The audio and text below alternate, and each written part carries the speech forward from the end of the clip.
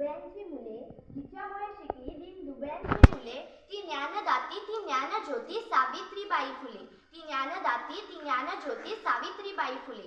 सन्माननीय व्यासपीठ, व्यासपीठावरील मान्यवर, वंदनीय गुरुजन वर्ग येथे उपस्थित माझ्या मित्रमैत्रिणींनो, आज मी आपल्या समोर सावित्रीबाई फुले यांची यशोगाथा सांगण्यास उभी आहे. सावित्रीबाई फुले या भारताच्या पहिल्या महिला शिक्षिका, तर भारतीय स्त्री मुक्तीच्या आणि स्त्री शिक्षणाच्या प्रणेत्या. सर्वप्रथम मी त्यांना वंदन करते, कारण त्यांच्यामुळे प्रत्येक स्त्री प्रत्येक क्षेत्रात अग्रेसर आहे. कदाचित त्या नसत्या तर कित्येक मुली आजही चूल आणि मूल धरून बसल्या असतात. मित्रहो, ज्ञानज्योती सावित्रीबाई फुले यांचा जन्म 3 जानेवारी 1831 साली महाराष्ट्रातील सातारा जिल्ह्यातील नायगाव येथे झाला. त्यांच्या वडिलांचे नाव खंडोजी नेवसे पाटील तर आईचे नाव लक्ष्मीबाई असे होते. त्यांचा विवाह वयाच्या अवघ्या 9व्या वर्षी थोर विचारवंत ज्योतिबा फुले यांच्याशी झाला.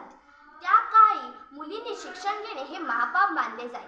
तरीही त्या परिस्थितीतही ज्योतिबांनी सावित्रीला लिहायला वाचायला शिकवले.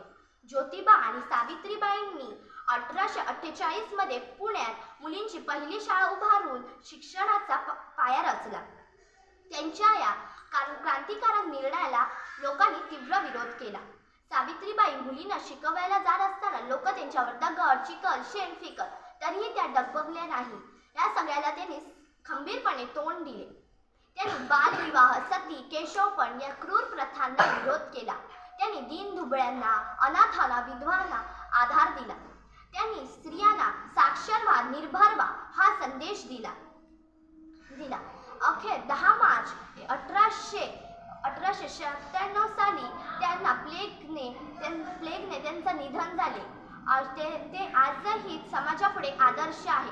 त्यांच्या कार्यास माझे कोटी कोटी प्रणाम. धन्यवाद.